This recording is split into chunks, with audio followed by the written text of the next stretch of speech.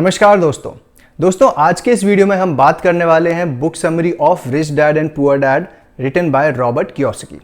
दोस्तों इस बुक्स की समरी से हम तीन चीज़ें आज सीखेंगे।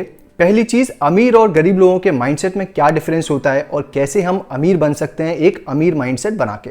दूसरी चीज़, अमीर लोग अपने पैसे का इस्तेमाल किस तरीके से करते हैं जिससे कि वो विथ टाइम अमीर होते चले जाते हैं, और गरीब लोग ऐसी क्या गलतियां करते हैं जिससे वो कभी भी अमीर नहीं बन पाते। और आखिरी चीज़ दोस्तों, जो मैंने खुद इस बुक की लर्निंग्स के थ्रू इंप्लीमेंट करी, वो है कैसे हम मंथ बाय मंथ एक छोटा सा अमाउंट जमा करके करोड़पति बन सकते हैं। दोस्तों मैं हूं अनुपम शर्मा, आप देख रहे हैं स्टेट ऑफ माइंड। हर महीने ऐसी दो बेहतरीन बुक्स की समरी लेकर आते रहूंगा, तो प्लीज़ सब्सक्राइब कर लीजिए। चलिए शुरू करते हैं।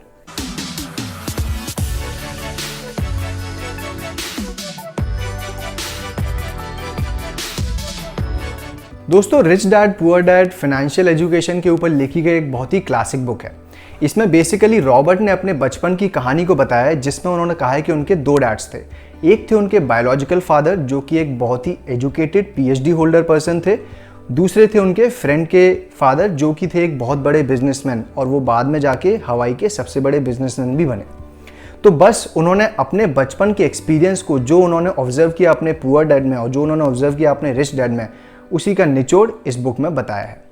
दोस्तों होता अक्सर ये है कि फाइनेंशियल एजुकेशन हमको कभी दी नहीं जाती, क्योंकि हमारे पूरे एजुकेशन सिस्टम में तो ये कभी सिखाया जाता नहीं है, और बहुत ही रेयरली ऐसा होता है कि हमारे पेरेंट्स भी हमको कुछ फाइनेंशियल एजुकेशन दें। और वाकई में ये बात सच भी है। 12 साल की स्कूलिंग, 4 साल की इंजीनियरिंग, 2 साल की MBA और 7 साल के कॉर्पोरेट एक्सपीरियंस के बाद पर्सनली मुझे पैसा कमाना तो आ गया, बट पैसे को मैनेज कैसे करना है, अमीर कैसे बनना है, ये बिल्कुल भी नहीं आया। और ये मैंने सीखा है इस किताब से।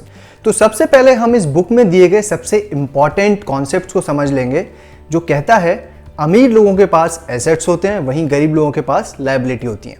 दोस्तों एसेट वो चीज़ होती है जिसकी वैल्यू टाइम के साथ बढ़ती चली जाती है और जो आपको टाइम के साथ एडिशनल इनकम भी देता है। वहीं लायबिलिटी वो चीज़ है जिसकी कीमत टाइम के साथ गिरती चली जाएगी और जो आपकी जेब में पैसे देगा नहीं, बल्कि आपकी जेब से पैसा खींच लेगा। Real estate, land, stock markets में शेयर, कोई भी पोर्टफोलियो, ये सब आपका एसेट है, इसकी वैल्यू टाइम के साथ बढ़ेगी। वहीं पर महंगी गाड़ी, फ़ोन और ऐसे काफ़ी सारी चीज़ें, ये सब लाइबिलिटीज़ हैं जिनकी वैल्यू तो कम होती है, प्लस आपकी जेब से मेंटेनेंस के लिए भी पैसा खींचते रहते हैं। और अमीर और गरीब लोगों का सबसे बड़ा फ़र्क यही होता है कि अमीर लोग एसेट खरीदते हैं, गरीब लोग लाइबिलिटीज़ खरीदते हैं। और हमको यही अपना माइंडसेट चेंज करना होगा। जब भी आपके पास थोड़ी सी सरप्लस इनकम आए, तो उससे कभी भी कोई लायबिलिटी ना खरीदें, आप उससे कोई एसेट खरीदें, जिससे कि वो एसेट टाइम के साथ अपनी वैल्यू बढ़ा लेगा और बाद में आपके लिए कुछ एडिशनल इनकम भी जनरेट करेगा। चलिए दोस्तों, तो बात करते हैं इस बुक में दिए गए सेकंड कॉन्सेप्ट की। अमीर लोग कभी भी पैसे के लिए काम नहीं करते, बल्कि पैसा उनके लिए काम करता है। दोस्तों अमीर लोगों ने कला बहुत अच्छे से सीख ली है कि कैसे पैसे को अपना गुलाम बना के उससे पैसा कमाया जाए। वहीं गरीब लोग जिंदगी भर काम करते रहते हैं और पैसा कमाते हैं, और वो तब तक ही पैसा कमा सकते हैं जब तक कि वो काम कर रहे हैं। जिस दिन उन्होंने काम करना छोड़ दिया, उनका इनकम हो जाएगा बंद। दोस्तों होता ये है कि गरीब और मिडिल क्लास लोगों को लगता है कि जैसे जैसे उनकी सैलरी बढ़ेगी वह अमीर बन जाएंगे, और वो राइट टाइम पे सही जगह में इन्वेस्टमेंट नहीं करते। बट होता सिचुएशन में ये है कि जैसे उनकी सैलरी बढ़ती है, उनके एक्सपेंसेस और उनकी लायबिलिटीज़ बढ़ जाती हैं, जिससे कि उनको उन चीज़ों को मैनेज करने के लिए डबल मेहनत करनी पड़ती है, और वो इस रैट रेट से कभी भी बाहर नहीं आ पाते। वहीं अमीर आदमी ने यह कला अच्छे से सीखी हुई है कि कैसे जैसे ही उसकी इनकम बढ़ेगी या सरप्लस इनकम आएगी, तो वो अपनी लायबिलिटीज़ और एक्सपेंसेस को ना बढ़ाते हुए अपने एसेट्स को बढ़ाता है, जो एसेट्स उनको एडिशनल इनकम देते हैं। चलिए हम एक बार इन सब का कैश फ्लो समझ लेते हैं। दोस्तों गरीब आदमी सबसे पहले अपनी इनकम से अपने एक्सपेंसेस को पूरा करता है, वहीं मिडिल क्लास आदमी अपनी कमाई हुई इनकम से पहले अपने एक्सपेंसेस को पूरा करता है, और अगर कुछ पैसा बच भी जाए तो उससे वह लायबिलिटीज़ में पैसा डाल देता है, जिससे कि उसके एक्सपेंसेस और भी बढ़ जाते हैं। वहीं रिच लोग और अमीर लोग कभी भी ये गलती नहीं करते, वो सबसे पहले खुद को पे करते हैं। वो जो भी इनकम कमाते हैं सबसे पहले खुद को पे करते हैं और उस पैसे को लगाते हैं एसेट बिल्डिंग में। एसेट बिल्डिंग के बाद वह पूरी करते हैं अपने एक्सपेंसेस, और अगर एक्सपेंसेस पूरे होने के बाद कुछ पैसा बच जाए तो वह उससे लेते हैं लायबिलिटीज़। और यही एक राज है जिससे कि वो हमेशा अमीर रहते हैं। दोस्तों गरीब और मिडिल क्लास लोग पहले खर्चे और लाइबिलिटीज़ पूरे करते हैं, फिर जो बचता है उससे एसेट में लगाते हैं। वहीं अमीर लोग पहले अपने एसेट बिल्डिंग पे ध्यान देते हैं और उसके बाद मैनेज करते हैं अपने एक्सपेंसेस और लाइबिलिटीज़। तो आप भी आज से ये डिसाइड कर लीजिए कि आपकी सैलरी का एक हिस्सा आपके कन्वीनियंस के हिसाब से आप खुद को पे करें और वो आप यूज़ करेंगे एसेट बिल्ड करने में। दोस्तों वीडियो के शुरू में मैंने कहा था कि कैसे छोटे से अमाउंट को इन्वेस्ट करके आप एक बड़ा कॉर्पस बिल्ड कर सकते हैं। तो चलिए उसको हम फटाफट से देख लेते हैं।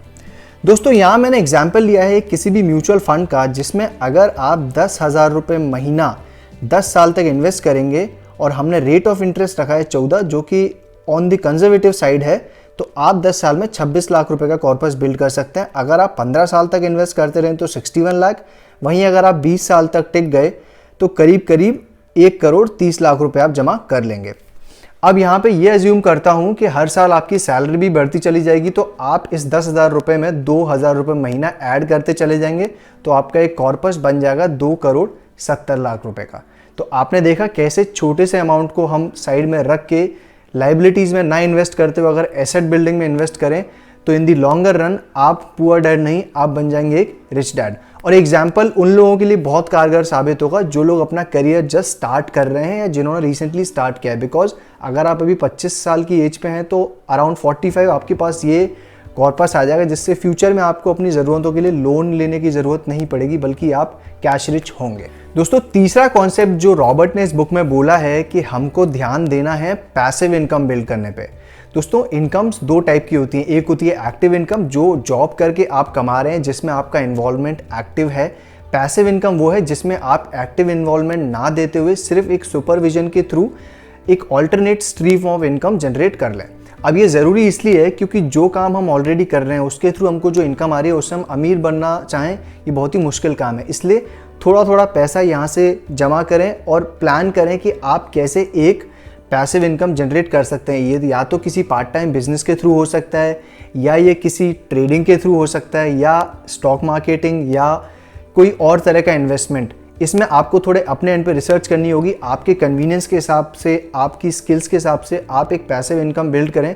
और होगा ये कि टाइम के साथ जैसे जैसे आपका एक्सपीरियंस बढ़ता चला जाएगा आपकी पैसिव इनकम भी बढ़ती चली जाएगी, और एक टाइम ऐसा आएगा जब आपकी पैसिव इनकम आपकी एक्टिव इनकम से ज़्यादा हो जाएगी, और वो टाइम होगा जब आप हो जाएंगे फाइनेंशियली इंडिपेंडेंट। मतलब आपको अब आपकी एक्टिव इनकम की ज़रूरत नहीं है, बिकॉज आपकी पैसिव इनकम आपको सपोर्ट कर सकती है आपके खर्चों के लिए।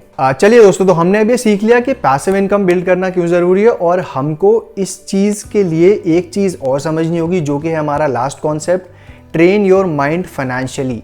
दोस्तों हमको ज़्यादा से ज़्यादा लर्निंग करनी होगी। एक राज सबसे बड़ा ये है कि अर्निंग से पहले लर्निंग कीजिए। ज़्यादातर लोग पैसे कमाने की जल्दबाजी में कुछ उल्टी सीधी स्कीम्स में फंस जाते हैं जिसमें उनको पैसे कमाने की बहुत जल्दी रहती है और इन दी एंड होता है लॉस। एक कड़वा सच आपको बता देता हूँ कि पैसा कमाना बिल्कुल भी आसान नहीं है, और वक्त की रेस से आप नहीं जीत सकते। पैसा टाइम से ही कमाया जा सकता है। तो सबसे पहले आपको ध्यान देना है इस चीज़ पे कि आपको ज़्यादा से ज़्यादा सीखना होगा। अपना एरिया ऑफ इंटरेस्ट पहचानिए, आप किस पैसिव इनकम की बात कर रहे हैं या किस पैसिव इनकम की तरफ आप ध्यान दे रहे हैं, उस एरिया में घुस जाइए, पूरी नॉलेज गेन करिए। मान के चलिए अगर आपको स्टॉक ट्रेडिंग करनी है या आपको लॉन्ग टर्म इन्वेस्टमेंट करनी है, तो पहले आप सारी कंपनीज को एनालाइज करिए, समझिए मार्केट फंक्शन कैसे करता है। अगर आपकी लर्निंग स्ट्रांग हो गई तो आपकी अर्निंग लॉन्ग रन में स्ट्रांग हो ही जाएगी। तो ये बहुत ज़रूरी है जो रॉबर्ट ने अपनी बुक में बोली है कि आप काम करिए, लेकिन सिर्फ काम करने के लिए नहीं, काम करते जाइए, सीखते जाइए, क्योंकि जैसे जैसे आपकी लर्निंग स्ट्रांग होगी आपकी अर्निंग भी स्ट्रांग हो जाएगी। दोस्तों जैसा कि हमने वीडियो के शुरू में कहा था कि हम इस बुक में सीखेंगे माइंडसेट का डिफरेंस। तो आपने देखा कि कैसे अमीर लोगों का माइंडसेट गरीब लोगों से अलग होता है। अमीर हमेशा एसेट के पीछे भागते हैं और गरीब लाइबिलिटी और एक्सपेंसेस के चक्कर में फंस के रह जाते हैं। हमने ये भी देखा कि अमीर लोग पैसे का इस्तेमाल कैसे करते हैं, कैसे वो पैसे से पैसा बनाते जाते हैं, और क्या गलतियां हैं जो गरीब आदमी करता है, क्योंकि गरीब लोग शुरू में पूरी करते हैं अपनी लाइबिलिटीज़ और एक्सपेंसेस और एसेट्स पे कभी ध्यान दे ही नहीं पाते। और तीसरी चीज़ जो हमने देखी कैसे हम कॉर्पस बिल्ड कर सकते हैं। दोस्तों मेरे को पूरी उम्मीद है कि इस वीडियो से आपको थोड़ा सा फाइनेंशियल एजुकेशन ज़रूर मिलेगा। अगर ऐसे ही वीडियोस आप फ्यूचर में भी चाहते हैं तो कमेंट्स में मेंशन कीजिए कि और किस टॉपिक पे मैं ऐसे वीडियोस बनाऊं। चलिए दोस्तों, तो आपसे मुलाकात करते हैं अगले वीडियो में। Stay safe, stay home, thank you.